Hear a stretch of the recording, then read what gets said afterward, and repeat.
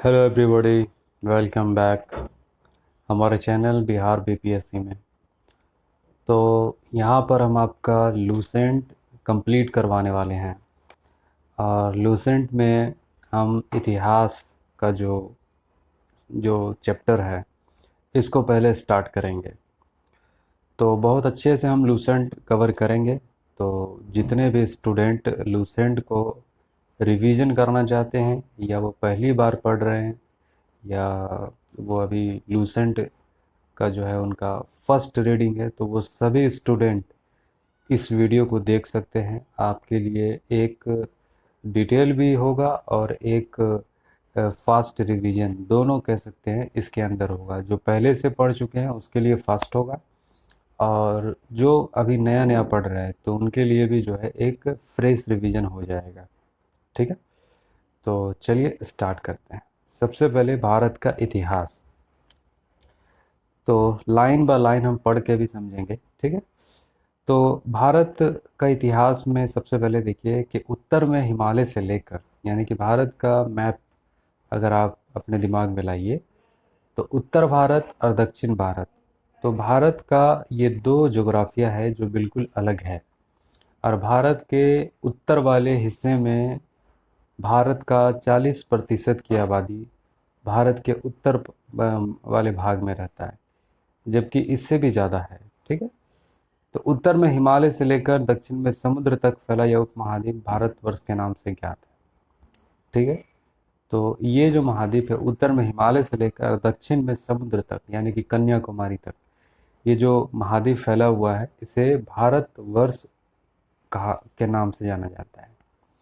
तो महाकाव्य और पुराणों में भारतवर्ष अर्थात भारत, भारतों का देश। ठीक है, भरत एक राजा हुआ करता था। जो भरत जो राजा थे, उसी राजा के नाम पर इस देश का नाम जो है भरत हो गया। ठीक है, भरत राजा के नाम पे इस देश का नाम भारतवर्ष हो गया। यहाँ के निवासियों को भारतीय अर्थात भारत की संतान कहा गया है। तो यहाँ पे जो रहने वाले लोग हैं, तो इन तमाम लोगों को यहाँ पे भारतीय कहा जाता है, यानी कि भारत के संतान। भारत एक प्राचीन कबीले का नाम था।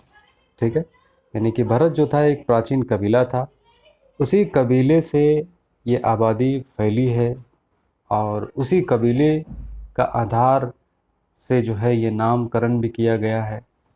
तो प्राचीन भारतीय अपने देश को जम्बू द्वीप अर्थात जम्बू यानी कि जामुन वृक्षों का द्वीप कहते थे, यानी कि यहाँ पे जामुन की वृक्षें बहुत ज़्यादा हुआ करती होगी, तो जम्बू द्वीप भी जो है इसका प्राचीन नाम है। प्राचीन ईरानी इसे सिंधु नदी के नाम से जोड़ते थे, यानी कि सिंधु नदी चूँकि सबसे पहले जो आबादी यहाँ पे बसी थी, और जो भरत ट्राइब भी जो यहाँ पे पहले सबसे पहले यहाँ पे जो थे वो भी सिंधु नदी के किनारे ही थे। उनका राजपाट भी सिंधु नदी के किनारे से ही स्टार्ट हुआ था। यही नाम फिर पूरे पश्चिम में फैल गया और पूरे देश को इसी एक नाम से जाना जाने लगा।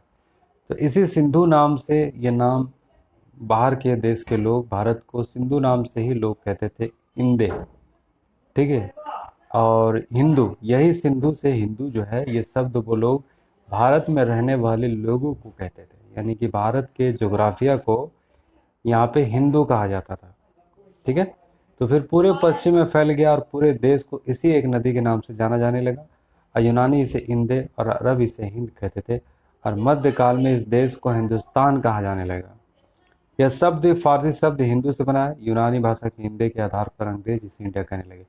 फिर देखिए यहाँ पे बाहर के देश के लोग, अरब देश के लोग इस देश को कहते थे हिंदू, और जो लैटिन वाले, जो यूनानी भाषा वाले जो लोग थे, ये इस देश को कहते थे इंदे। उनका हिंदू कहने का मकसद क्या होता था कि सिंधु नदी के किनारे रहने वाले लोगों को, एक जोग्राफिया को वो लोग हिंदू कहते थे, यानी कि हिंदू कहने से उनका कोई धर्म, कोई रिलीजन का कोई तात्पर्य नहीं था। ये हिंदू कहने का मकसद था केवल और केवल कि इस जोग्राफिया में, इस जो सिंधु नदी के किनारे जो लोग रहते हैं, उन्हीं सिंधु नदी के किनारे रहने वाले लोगों को ही हिंदू कहा जाने लगा। ठीक है, और यही लोग को यूनानी लोग कहते थे इंदे, और फिर अंग्रेज ने इसी शब्द को इंडिया, इंडिया में जो है इसको तब्दील कर दिया। पारा बदले बिंदी की पर्वत श्रृंखला देश को उत्तर और दक्षिण दो भागों में बांटती है। यानी कि हमारे देश का जो विंध्य पर्वत है, ये देश को दो श्रृंखलाओं में बांटती है, एक उत्तर और एक दक्षिण। उत्तर में इंडो यूरोपीय परिवार की भाषाएं बोलने वाले की ओर, और दक्षिण में द्रविड़ परिवार की भाषाएं बोलने वाले को बहुमत है। देखिए, हमारे देश का जो उत्तर का मैदान है और हमारे जो दक्षिण का मैदान है, ये दोनों बिल्कुल अलग है, इनका जोग्राफिया बिल्कुल अलग है। जो दक्षिण का मैदान है, ये बिल्कुल पठारी इलाका है, ज्वालामुखी यहाँ से ये जो है ये निकलती थी, जिससे कि ये जो ज़मीन तैयार हुई। और जो उत्तर का मैदान है, ये उत्तर का मैदान हिमालय पर्वत से ही जो जो गाद वगैरह जो निकल निकल करके वहाँ पे जो गड्ढा था, जो हिमालय पर्वत जिससे बना था, तो उसी चीज़ को वो मतलब मिट्टी जो है पूरा भर जाने की वजह से ये मैदान जो है बना है। तो इस भाषा में देखिए दोनों दोनों का भाषा अलग अलग है। यानी कि एक जो उत्तर मैदान में रहने वाले ये इंडो यूरोपीय परिवार की भाषा बोलने वाले हैं, और जो दक्षिण में रहने वाले हैं वो द्रविड़ परिवार की भाषाएं बोलने वाले हैं। ठीक है, तो ये यहाँ पे एक इन्फॉर्मेशन है। भारत की जनसंख्या का निर्माण जिन प्रमुख नस्लों के लोगों के मिश्रण से हुआ है। तो भारत का जो जो निर्माण हुआ है, जो नस्ल है, यहाँ पे जो हमारे कई रंग के, कई धर्म के, कई मजहब के लोग रहते हैं। और ये भारत के इतिहास ही बताती है कि भारत में अलग अलग समय में लोग आते रहे हैं और भारत में भारतीय बनते चले गए, भारत के होके चलो, वो तो होके रह गए। तो वो इस प्रकार है: प्रोटो ऑस्ट्रेलाइट, पोलियो, मेडिटेरेनियन, काकेसाइड, निग्रोइड और मंगोलाइड। ये सभी नस्लों के लोग भारत में पाए जाते हैं। भारतीय इतिहास को अध्ययन की सुविधा के लिए 3 भागों में बांटा गया है। तो भारत को अध्ययन के लिए 3 भागों में बांटा गया है, क्योंकि ये केवल और केवल अध्ययन के लिए बांटा गया है। इतिहास को हम लोग इस तरीके से नहीं बांट सकते हैं कि यहाँ से यहाँ तक प्राचीन भारत है, यहाँ से यहाँ तक मध्यकालीन भारत है, और या फिर यहाँ से यहाँ तक जो है आपका आधुनिक भारत है।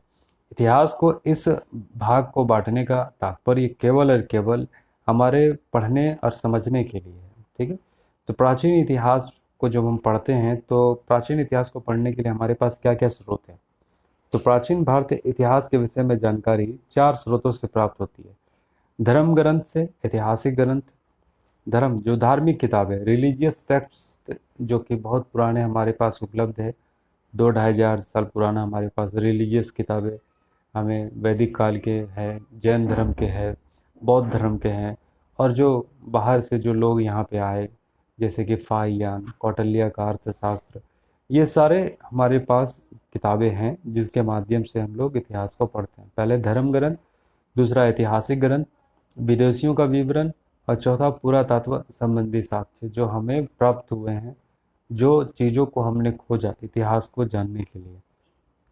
तो ये सारे चीज़ें हमारे पास अवेलेबल है जिसके माध्यम से हम इतिहास को पढ़ सकते हैं। धर्म ग्रंथ एवं ऐतिहासिक ग्रंथ से मिलने वाले महत्वपूर्ण जानकारी। तो भारत का सर्व प्राचीन धर्म ग्रंथ जो था यहाँ पे वेद है। ठीक है, देखिए ये केवल और केवल, देखिए आपको जो भी इतिहास यहाँ पे लूसेंट में बताया जा रहा है, इस इतिहास को आप प्राइमरी सोर्स नहीं समझिएगा कि ये इतिहास बिल्कुल सत्य है, सटीक है और इसमें कोई गलती नहीं है, क्योंकि ये जो किताब है केवल और केवल आपके एग्ज़ाम पास कराने के लिए और आपके एग्ज़ाम के लिए ये सिर्फ़ और सिर्फ है। इसको आप एज ए हिस्ट्री का सोर्स नहीं ले लीजिएगा, क्योंकि इसमें बहुत सारी, जब से आप एज ए हिस्ट्री का सोर्स लेकर के अगर आप लेके चलिएगा तो फिर बहुत सारी समस्या खड़ी हो जाएगी। इसे केवल और केवल और अपने एग्ज़ाम को पास करने का एक माध्यम बना करके आप इसको चलिए। ठीक है, तो बस उसी नज़रिए से हम आपको ये इतिहास लूसेंट का आपके सामने प्रस्तुत कर रहे हैं। ये बिल्कुल 100% आप इसको ऐसे नहीं समझ लीजिएगा कि अगर कोई और किताबों से अगर ये टक्कर हो जाए, यानी कि चूँकि ये प्राइमरी सोर्स नहीं है, चूँकि जो भी किताब का इतिहास का या फिर किसी भी चीज़ का जो प्राइमरी सोर्स होता है, वही किताब सटीक सत्य होता है, और उसके अलावा जितने भी सेकेंडरी टर्टरी जितने भी है वो थर्ड आदमी के द्वारा लिखा हुआ, वो जो है फिर क्या हो जाता है, वो 100% सत्य नहीं होता। ठीक है, लेकिन इतिहास ये आपके एग्ज़ाम को पास कराने के लिए यहाँ पे आपको अध्ययन कराया जा रहा है। तो भारत का सर्व प्राचीन धर्म ग्रंथ वेद है, यहाँ पे ये बात है, जिसके संकलनकर्ता महर्षि कृष्ण देवपायन वेद व्यास को माना जाता है। तो वेद को लिख रचयिता यहाँ पे अगर आपको पूछे तो महर्षि महर्षि कृष्ण देव पायन वेद व्यास। वेद व्यास शॉर्टकट में बोलते हैं कि धर्म ग्रंथ वेद को लिखने वाले वेद व्यास है। तो वेद वसुदेव कुटुम्बकम का उपदेश देता है, यानी कि वसुदेव कुटुम्बकम, इसका अर्थ क्या है?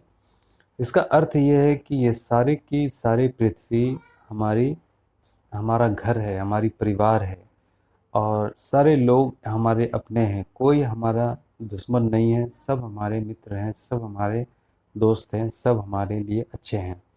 तो ऋग्वेद जो है 4 है, ऋग्वेद, यजुर्वेद, सामवेद, अथर्ववेद। वेद 4 हैं, ऋग्वेद, यजुर्वेद, सामवेद, अथर्ववेद। तो इन्हें चारों वेदों को संहिता कहा जाता है, चारों वेदों को संहिता कहा जाता है। ऋग्वेद तो ऋचाओं को क्रमबद्ध ज्ञान के संग्रह को ऋग्वेद कहा जाता है, यानी कि कंठस्थ करना, यानी कि श्लोकों को कंठस्थ, ये मुर्जबानी याद करना, ये जो है इसको कहा जाता है। ऋचाओं को क्रमबद्ध करना को, ये पहले जो जो लोग पढ़ते थे, जो विद्यार्थी, जो शिष्य पढ़ते थे, तो वेदों को कंठस्थ करने का ये लोग काम करते थे। वेदों में क्या है, इसमें 10 मंडल है, 1028 सूक्त हैं, ठीक है, और वालाख्य खिल पाठ के 11 सूक्तों को सहित एवं 10,462 ऋचाएँ हैं, यानी कि इसमें जो श्लोक हैं 10,462 है, सूक्त 1028 है, अब मंडल 10 है। इस वेद के ऋचाओं को पढ़ने वाले ऋषि को होत्रु कहते हैं, यानी कि जो इन ऋचाओं को पढ़ते हैं उसे होत्रु कहते हैं। इस वेद से आर्य के राजनीतिक प्रणाली, इतिहास और ईश्वर की महिमा के बारे में जानकारी मिलती है। अब तो ऋग्वेद से पता चलता है कि आर्य के राजनीतिक प्रणाली क्या थी, किस तरीके से आर्य के लोग अपने राजनीतिक जीवन जीते थे, और ईश्वर की वो किस तरीके से महिमा करते थे, पूजा पाठ करते थे, इसके बारे में जानकारी मिलती है। विश्वामित्र द्वारा रचित ऋग्वेद के 3रे मंडल में सूर्य देवता सावित्री को समर्पित प्रसिद्ध गायत्री मंत्र है, और इसके 9वें मंडल में देवता सोम का उल्लेख है। तो देखिए, एक 9वें मंडल में एक विश्वामित्र के द्वारा ऋग्वेद के 3रे मंडल में एक जो है एक रचना की गई है, तो उसको सावित्री को समर्पित किया गया है, जिसे गायत्री मंत्र कहा जाता है। इसके 8वें मंडल की हस्तलिखित ऋचाओं को खिल कहा जाता है। चतुर्वर्णीय समाज की कल्पना का आदि स्रोत ऋग्वेद के 10वें मंडल में वर्णित पुरुष सूक्त है, यानी कि जो 4 समाज जो बांटा गया है, इस कल्पनाओं को जो है लिया गया है 10वें मंडल में वर्णित पुरुष सूक्त से, जिसके अनुसार 4 वर्ण हैं, ब्राह्मण, क्षत्रिय, वैश्य, शूद्र।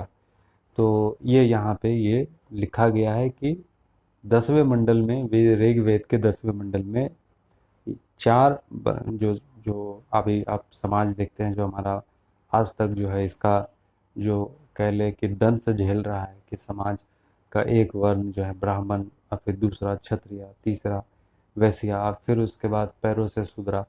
तो ये चीज़ें जो है यहाँ पे कहा जा रहा है कि ऋग्वेद में जो है लिखा हुआ है, ठीक है। अब आगे इसमें देखिए, आगे देखिए इसमें,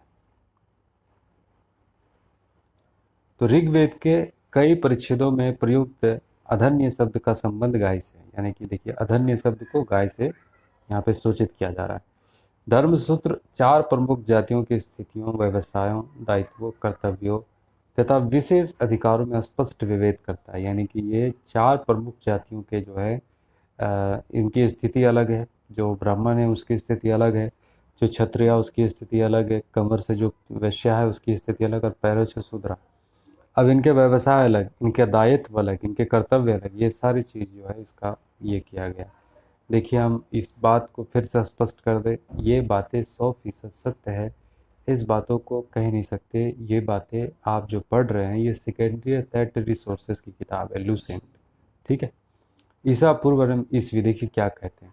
ईसा के जन्म के पहले को बीसी कहते हैं, और ईसा के जन्म के बाद को एडी कहते हैं, ठीक है। तो वर्तमान में जो अभी जो कैलेंडर इस्तेमाल किया जाता है, इसको ग्रेगोरियन कैलेंडर बोलते हैं, ईसाई कैलेंडर भी कहा जाता है, जूलियन कैलेंडर भी कहा जाता है, ठीक है। तो ये जो कैलेंडर है, ईसा मसीह के जन्मदिन से लेकर जन्मदिन से जो है इसको माना जाता है, और ईसा के जन्म से पहले के कालखंड को हम लोग ईसा पूर्व कहते हैं, और ईसा के जन्म के बाद को ईसा ईसवी सन कहते हैं। ठीक है, तो ईसा पूर्व वर्षों की गिनती उल्टी दिशा में होती है, जैसे कि ईसा पूर्व की गिनती उल्टी दिशा में होती है। जैसे महात्मा बुद्ध का जन्म 563 में हुआ, तो पूर्व में और मृत्यु हो जाएगी 483 ईसा पूर्व। देखिए ईसा पूर्व, यानी ईसा मसीह के जन्म के 563 वर्ष पूर्व महात्मा बुद्ध का जन्म, 483 वर्ष पूर्व मृत्यु हुई।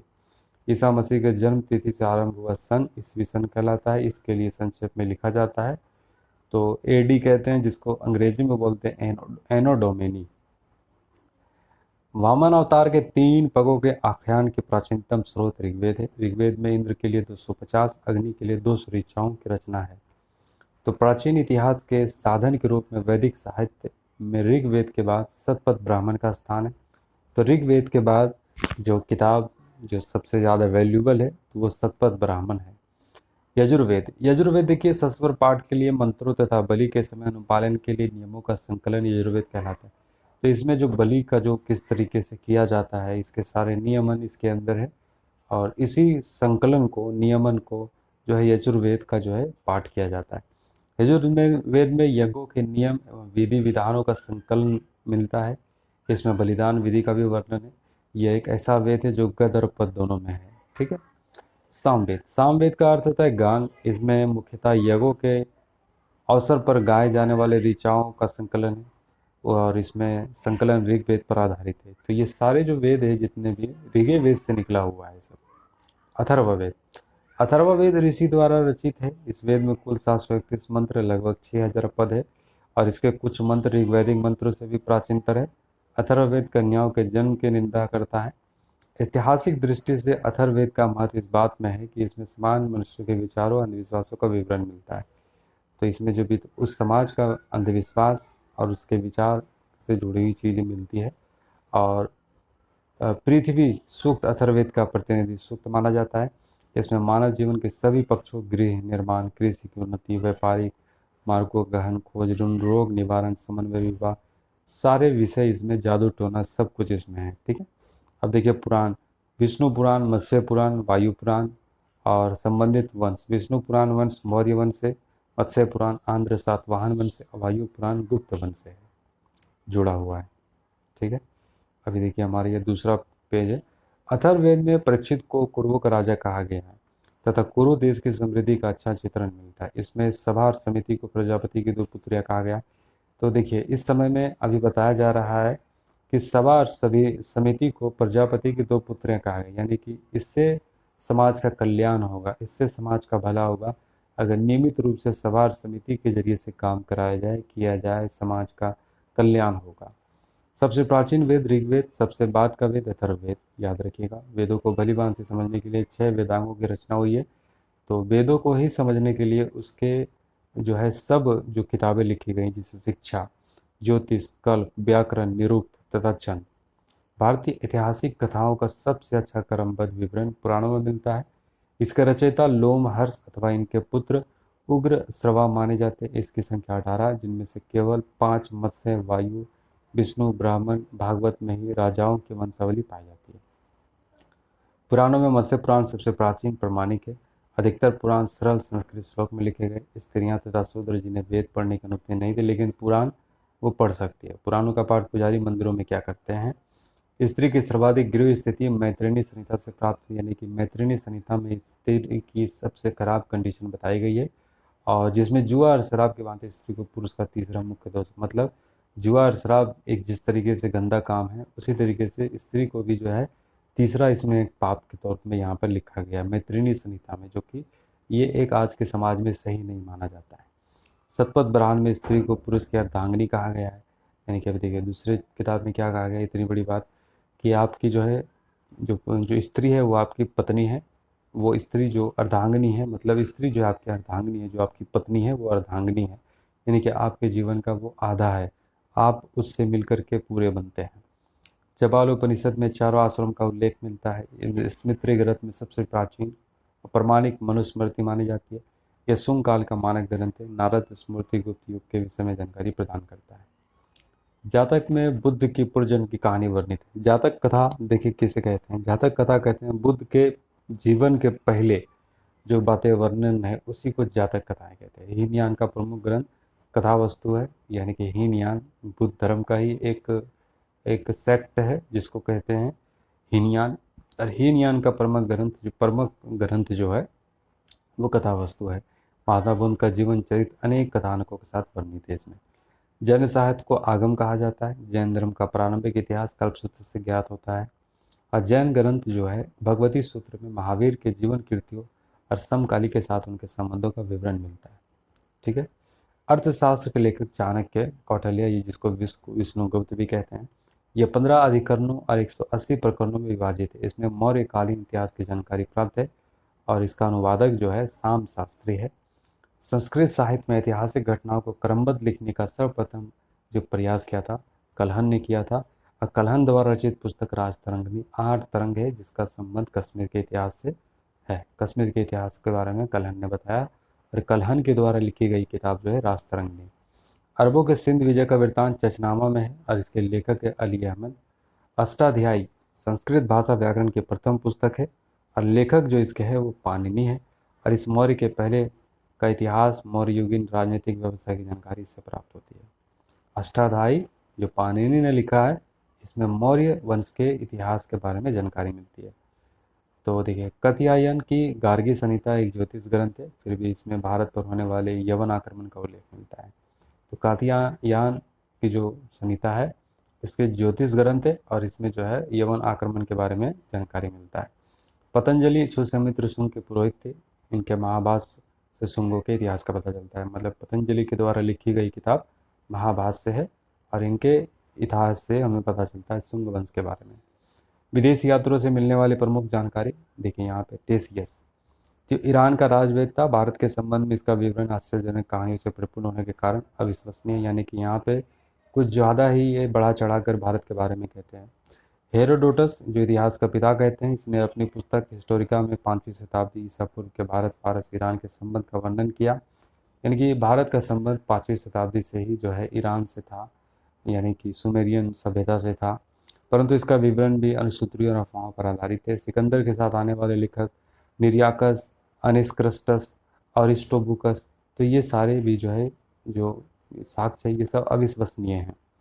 अन्य लेखक देखिए, तारानाथ, ये तिब्बती लेखक था। इसने कंगयूर और तंगयूर नामक ग्रंथ की रचना की और भारत के इसी इतिहास के बारे में जानकारी दिया। मार्को पालो 13वीं शताब्दी के अंत में पांड्य देश की यात्रा किया था और इसने इतिहास के अध्ययन के लिए जो है इसकी किताब उपयोगी है। पुरातत्व संबंधी साक्ष्य मिलने वाली जानकारी जो हमें जो खोज से प्राप्त हुई है, आर्कियोलॉजिकल से प्राप्त हुई है। तो भारतीय पुरातत्व शास्त्र का पितामह जिसको कहते हैं वो है अलेक्जेंडर कनिंगम। 1400 ईसा पूर्व के अभिलेख बोगास कोई एशिया माइनर से वैदिक देवता मित्र, वरुण, इंद्र, नासत्र के नाम से मिलते हैं। मध्य भारत में भागवत धर्म के विकसित होने का प्रमाण यवन राजदूत हेलियोडोरस के वेशनगर विदिशा के गुरु स्तंभ से प्राप्त हुआ। सर्वप्रथम भारतवर्ष का जिक्र हाथी गुम्फा लिखा अभिलेख में है। सर्वप्रथम दुर्भिक्ष की जानकारी देने वाला अभिलेख सोहगोरा अभिलेख में है। दुर्भिक्ष यानी कि अकाल। इस अभिलेख में संकट काल का उपयोग हेतु खाद्यान्न सुरक्षित रखने का जो है काम किया गया था। और सर्वप्रथम भारत पर होने वाले हुन आक्रमण की जानकारी भित्री स्तंभ लेख से प्राप्त होती है। सती प्रथा का पहला लिखित साक्ष्य एरन अभिलेख शासक भानुगुप्त से प्राप्त होता है और सातवाहन राजाओं का पूरा इतिहास उनके अभिलेखों के आधार पर लिखा गया है। रेशम बुनकर की श्रेणियों की जानकारी मंसूर अभिलेख से प्राप्त होती है। कश्मीरी नवपाषाणिक पुरास्थल बुर्जहोम, गर्तावास, गड्ढाघर, जहाँ पर जमीन के नीचे घर बना के लोग रहते थे, सीढ़ियों के माध्यम से नीचे जाते थे, ये कश्मीर में ऐसे मकान मिले हैं। प्राचीनतम सिक्कों के आज सिक्के कहा जाता है और इसी को साहित्य में कारसापान कहा गया है। सर्वप्रथम सिक्कों पर लेख लिखने का कार्य यवन शासकों ने किया। समुद्रगुप्त की वीणा बजाती हुई मुद्रा वाले सिक्के से उसके संगीत प्रेमी होने का प्रमाण मिलता है। अरिगेमेडू एक जो है ये बंदरगाह हुआ करता था जिससे कि रोमन से व्यापार हमारा होता था, रोमन एम्पायर से। यहाँ के रोमन के सिक्के भी प्राप्त हुए हैं अरिगेमेडू में।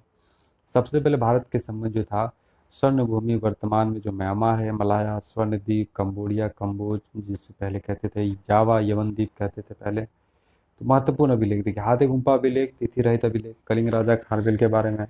जूनागढ़ गिरनार अभिलेख रुद्रादमन के बारे में है। नासिक अभिलेख गौतमी बलश्री के बारे में है। प्रयाग प्रयाग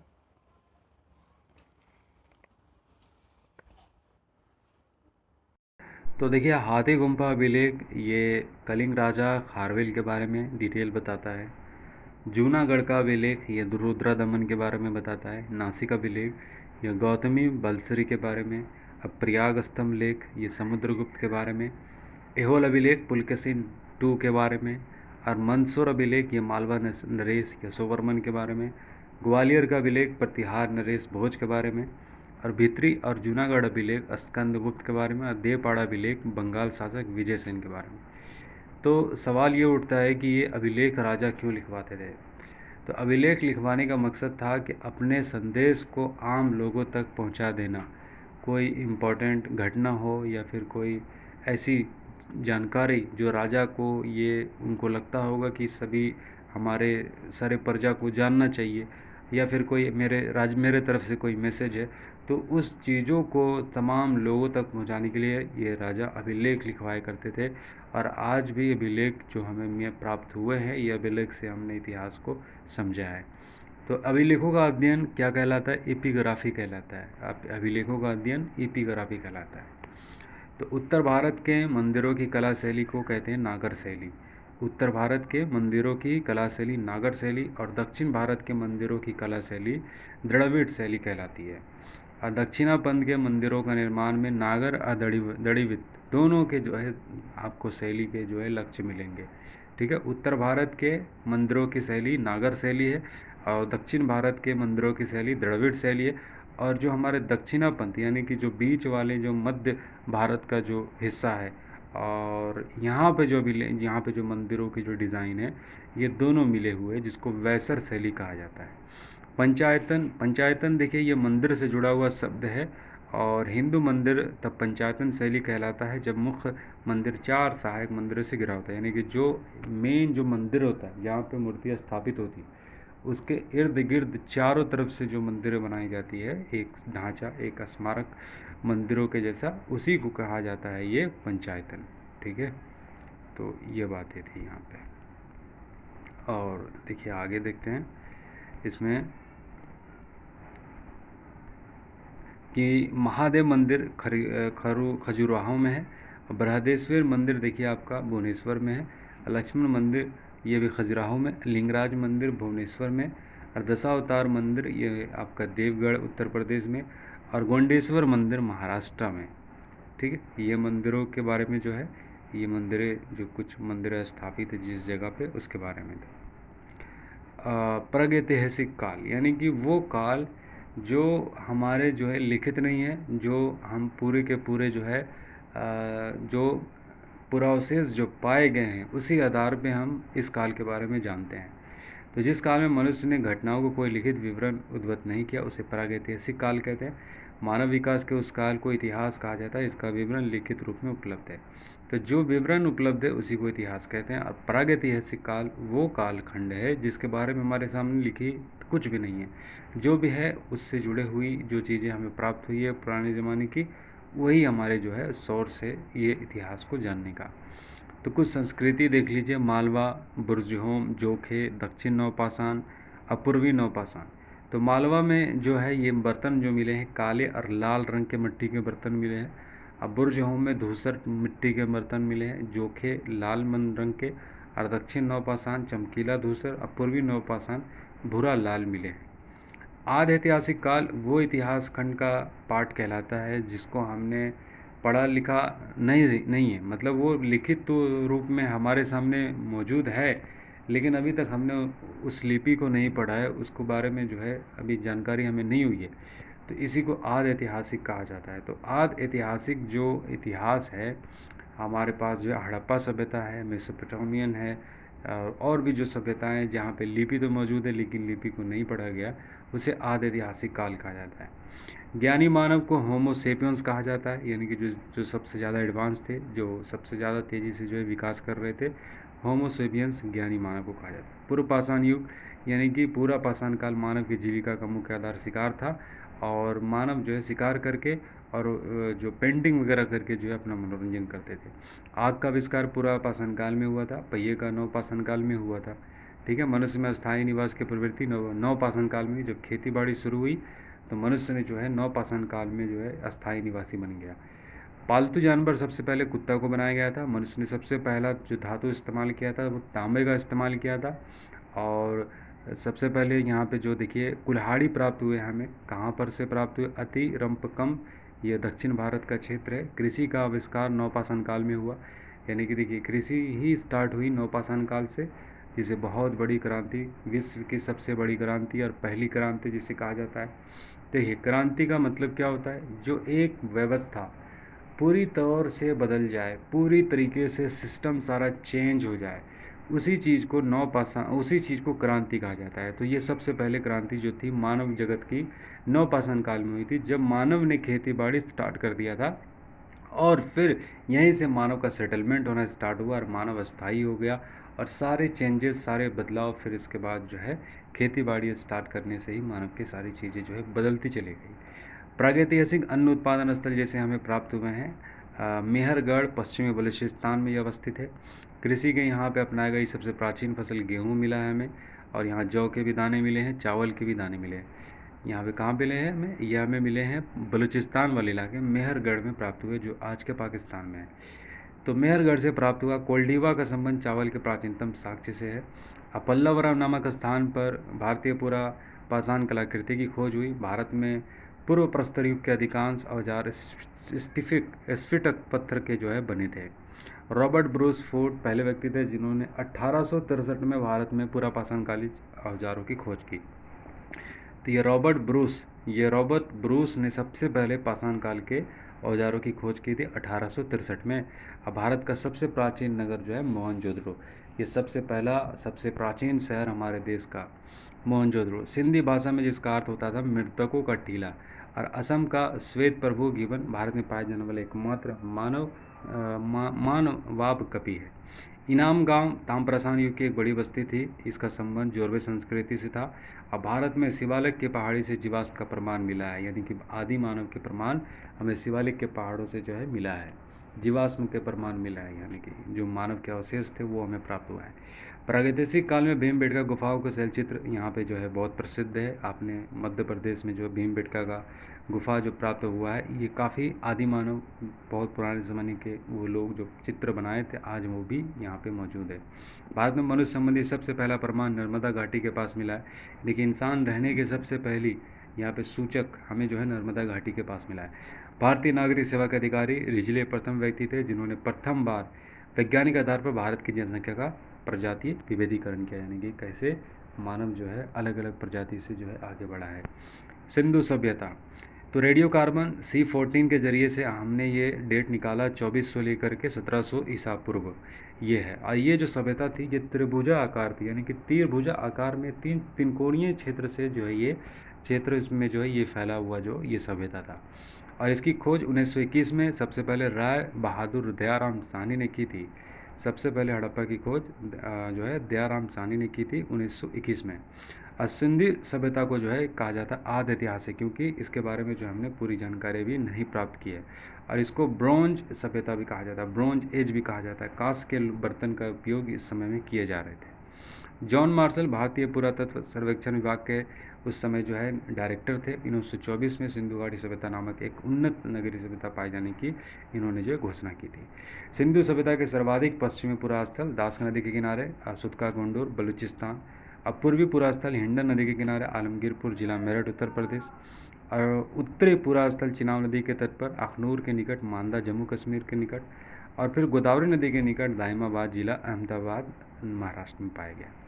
मतलब तीन कोणीय तरीके से जो है इनका जो है पूरा जोग्राफिया बनता है। सिंधु सभ्यता के नगरीय सभ्यता थी, यानी कि ये पहला ऐसा सभ्यता था जो आज से 2400 BC से 1700 BC में ये पूरी तरीके से प्लांट्स वे में चल रही थी। एक व्यवस्थित तरीके से पूरा ये पूरा शहर चल रहा था, पूरा बस्ती, पूरा गांव, और एक जो है राजनीतिक और प्रशासनिक सारे मामले यहाँ पे जो है बहुत मजबूत दिखाई देते हैं। स्वतंत्रता प्राप्ति पश्चात हड़प्पा संस्कृति के सर्वाधिक स्थल गुजरात में खोजे गए हैं, यानी कि अब जो हमारे बाद जो आज़ादी के बाद जो जितने भी स्थल हैं वो हमारे क्षेत्र में गुजरात में खोजे गए। सिंधु सभ्यता का सबसे बड़ा स्थल मोहनजोदड़ो है, और इसका सबसे बड़ा स्थल जो था राखीगढ़ी, ये घग्गर नदी के पास है, ठीक है। जबकि भारत में सबसे बड़ा स्थल राखीगढ़ी, अब पाकिस्तान में ये मोहनजोदड़ो, जो हरियाणा के जींद जिला में स्थित है। इसकी खोज 1969 में हुई थी, सूरज भान ने की थी। लोथल और सूदकोटा सिंधु सभ्यता का बंदरगाह था। जुते हुए खेत और नक्काशीदार ईंटों का प्रयोग साक्ष्य कालीबंगन से मिला है। ठीक है, जुते हुए खेत और नक्काशीदार ईंटों का जो साक्ष्य मिला कालीबंगन से। मोहनजोदड़ो से प्राप्त स्नानघर सभ्यता सिंधु सभ्यता की सबसे बड़ी इमारत, जिसके मध्य स्थित स्नान कुंड हमें मिला है 11.88 मीटर का लंबा, 7.1 मीटर चौड़ा, 2.43 मीटर गहरा।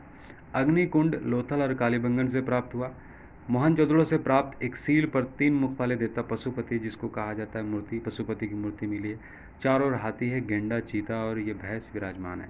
मोहनजोदड़ो से नर्तकों की एक कांस्य मूर्ति मिली। हड़प्पा के मोहर पर सबसे अधिक एक श्रृंगी पशु का अंगन मिलता। यहाँ से एक आयताकार मुहर में स्त्री के गर्भ से निकलता पौधा दिखाया गया। मनके बनाने के कारखाने चंदुड़ों में मिले, लोथल और चंदुड़ों में। सिंधु सभ्यता की लिपि जो भाव चित्रात्मक थी, यानी कि जो भाव यहाँ पे बताया गया था, चित्र के माध्यम से दिखाया गया था, ये सभ्यता में जो लिपि डेवलप हुई थी भाव चित्रात्मक थी, यानी कि चित्र था जिसमें एक भाव स्पष्ट रूप से जो है दिखाया गया था। जब अभिलेख एक से अधिक पंक्तियों का होता था तो पहली पंक्ति दाएं से बाएं और दूसरी बाएं से दाएं ओर लिखी जाती थी, तो ये थी। अब देखिए सिंधु जो सभ्यता थी, ये सभ्यता जो किस नदी के किनारे जो है, कौन सी शहर कौन नदी के किनारे था, इसके बारे में डिटेल यहाँ पे आपके सामने है। तो प्रमुख स्थल देखिए यहाँ पे हड़प्पा, ये रावी नदी के थी किनारे, और ये पाकिस्तान में है। दयाराम सानी ने खोजा था 1921 में, माधवराव वत्स ने 1926 में, व्हीलर ने फिर 1946 में। मोहनजोदड़ो ये सिंधु नदी के किनारे था, ये पाकिस्तान में है, लरकाना जिला में। खोज करने वाले राखल दास बनर्जी 1922, मैके 1927, व्हीलर 1930। चनोदड़ो ये सिंधु में है, नदी के किनारे है, और ये भी पाकिस्तान में है, नवाबशाह जिला में। मैके ने 1925 और एनजी मजुमदार 1931 में खोजा, यानी आज़ादी से पहले के। कालीबंगन ये गग्गर नदी के किनारे था, राजस्थान और हनुमानगढ़ जिला में ये प्राप्त हुआ। और अमलानंद घोष ने खोजा 1951 में, और बीबी लाल और बीबी के थापर 1961 में इसको खोजा। कोड दीजिए सिंधु नदी के किनारे, सिंधु प्रांत, खैरपुर स्थान, ये फजल अहमद ने 1953 में खोजा, पाकिस्तान में। रंगपुर ये मादर नदी के किनारे, गुजरात के कटिहार जिला में, रंगनाथ राव 1953 से 54 में खोजा, हमारे देश में। रोपड़ सतलज नदी के किनारे, ठीक है, रोपड़ सतलज नदी के किनारे, ये पंजाब का रोपड़ जिला है, और इसको खोज करने वाला यज्ञदत्त शर्मा 1953 से 56। आलमगीरपुर हिंडा नदी के किनारे, उत्तर प्रदेश का मेरठ जिला में है, यज्ञदत्त शर्मा ने 1958 में खोजा। और सुत कांगंडूर ये दास नदी के किनारे, पाकिस्तान के, ये मकरान समुद्र के तट के किनारे है, ये ऑरल स्टाइन 1927 में अंग्रेज ने खोजा था। बनावली ये रंगोई के नदी के किनारे, हरियाणा का हिसार जिला में, ये रविंद्र सिंह बिष्ट ने 1974 में खोजा। धौलावीरा ये लूनी नदी के किनारे, गुजरात के कच्छ जिला के बगल में है, ये जीपी जोशी 1967 से 1968, और रविंद्र सिंह बिष्ट 1990 से 91 में खोजा। शोध का ये सादी कोर नदी के किनारे बलूचिस्तान में पाया जाता है, और जॉर्ज डेल्स ने 1962 में इसको खोजा। ठीक है, तो ये नदी के किनारे जो हड़प्पा की जो स्थल थी, ये आपको हमने दिखाया। तो लेखन कला की उचित प्रणाली विकसित करने की पहली सभ्यता ये कहा जाती है सुमेरियन सभ्यता, जो सबसे पहले लिखने में पढ़ने में कामयाब हुई, ये सुमेरियन सभ्यता थी। सिंधु सभ्यता के लोगों ने नगरों और घरों को विन्यास के लिए ग्रिड पद्धति से जो है अपने मकानों को, अपने नलियों को बनाया था। घरों के दरवाजे खिड़कियां सड़क की ओर खुलती थी, पिछवाड़े जो है से खुलती थी। केवल लोथल नगर में घरों के दरवाजे मुख्य सड़क के किनारे खुलते थे। सिंधु सभ्यता की फसलें गेहूं और जौ।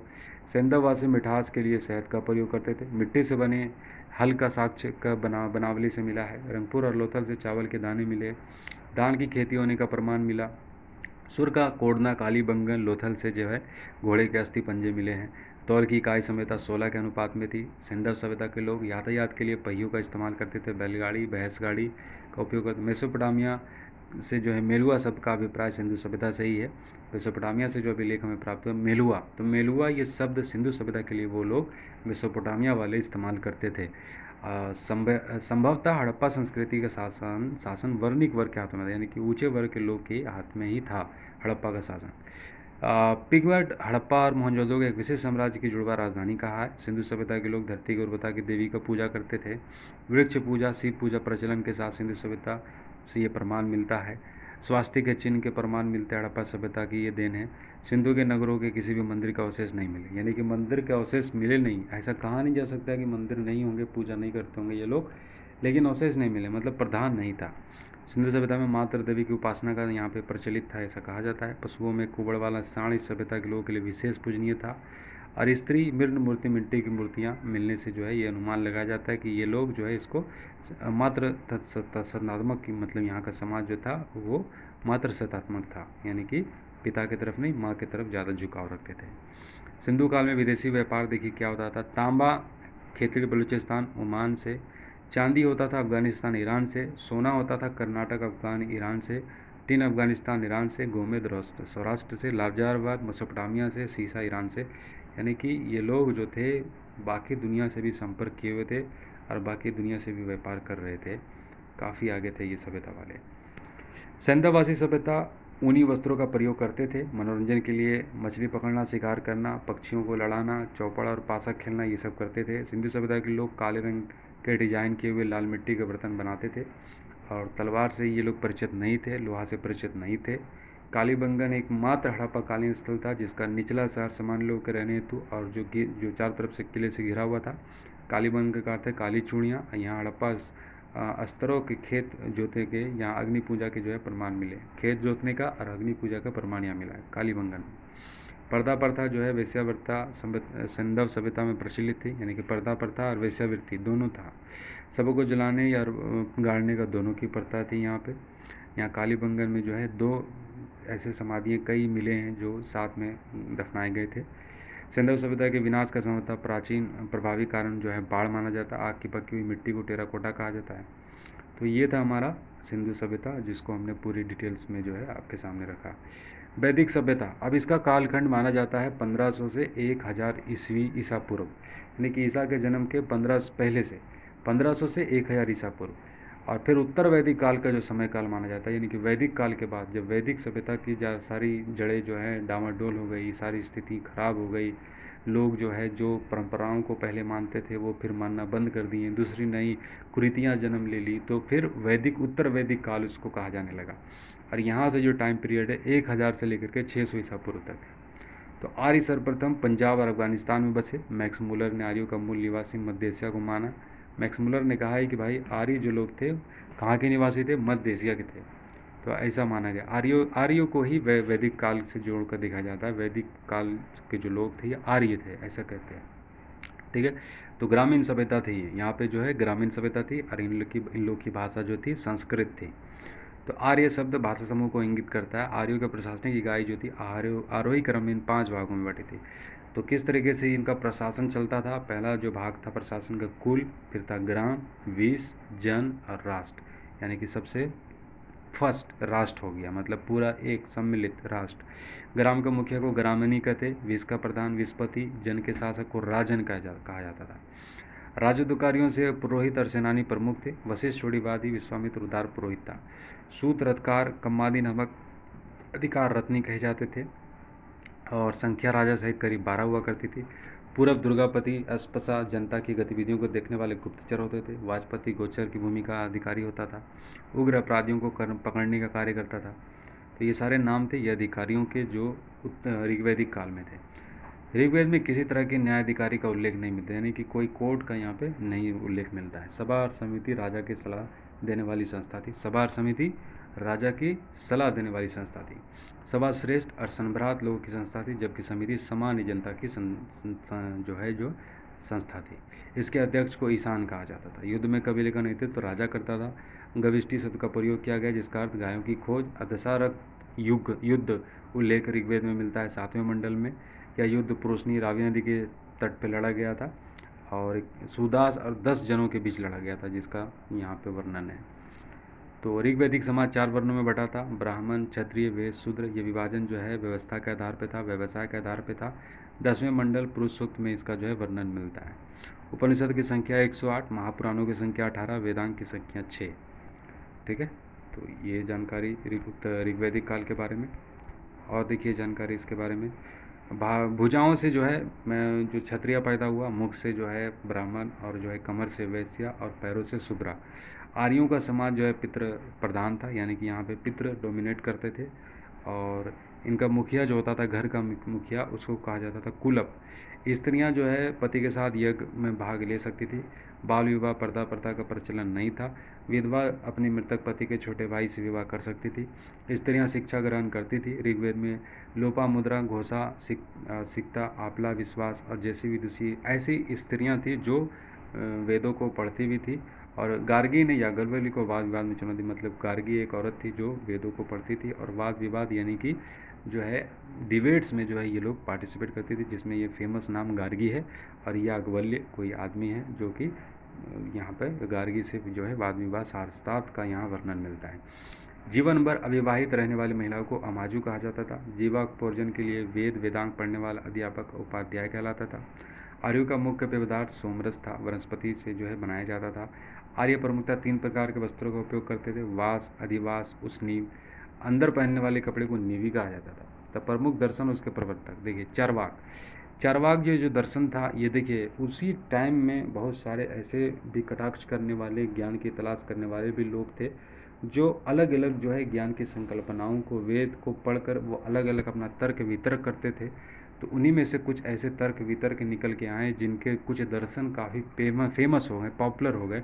यहाँ पे 4 लोगों का नाम है जो उस समय में काफ़ी जो है ज्ञानी कहे जाते थे। चवार्क, जिनका एक अपना दर्शन था। योग अपना जो दर्शन था। सांख्य अपना अलग दर्शन था। न्याय ये अपना दर्शन अलग था। तो चारवाक दर्शन के जो प्रवर्तक थे ये चारवाक था। और इनका जो दर्शन था पूर्व मीमांसा, ये जैमिनी के प्रवर्तक था। योग जो था पतंजलि का था। सांख्य जो था कपिल का था। न्याय था गौतम का। पूर्व मीमांसा जैमिनी का। उत्तर मीमांसा बादरायन का। वैशेषिक का ये कनाद या उलूक का था। महर्षि कनाद को भारतीय परमाणुवाद का जनक कहा गया। आर्यों के मनोरंजन का मुख्य साधन संगीत, रथदौड़, घुड़दौड़ और गुद क्रीड़ा, ये सब काम ये लोग करते थे, खेल मनोरंजन। आर्यों का प्रमुख व्यवसाय पशुपालन था, कृषि था। गायों का जो है ये लोग मारा नहीं करते थे, बहुत ज़्यादा इसकी जो है वैल्यू था। आर्यों का प्रिय पशु घोड़ा था। सर्वाधिक प्रिय देवता इंद्र था।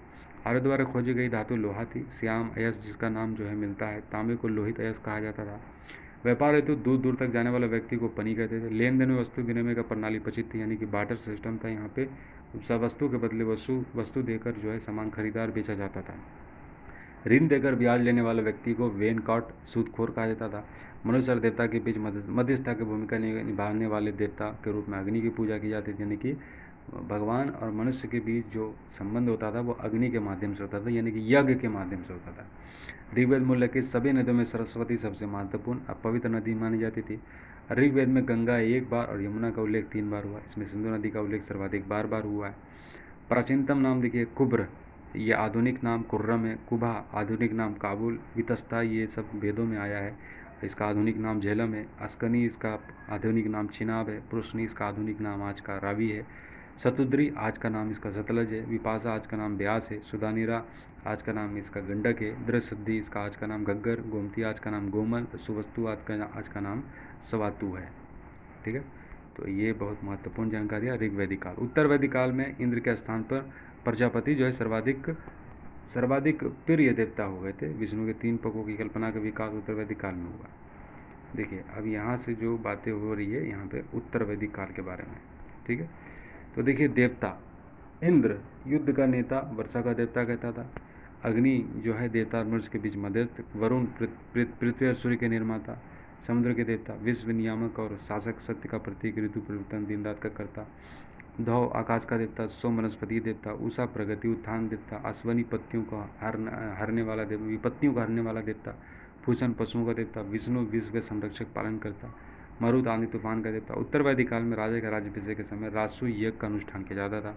उत्तर वैदिक काल में वर्ण व्यवसाय के बजाय जन्म के आधार पर अब जो है वर्ण को बांट दिया।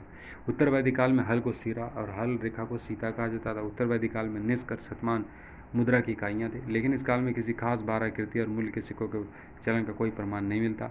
सांख्य दर्शन भारत के सभी दर्शन में प्राचीन है। इसके अनुसार मूल तत्व 25 है, जिनमें प्रकृति पहला तत्व है।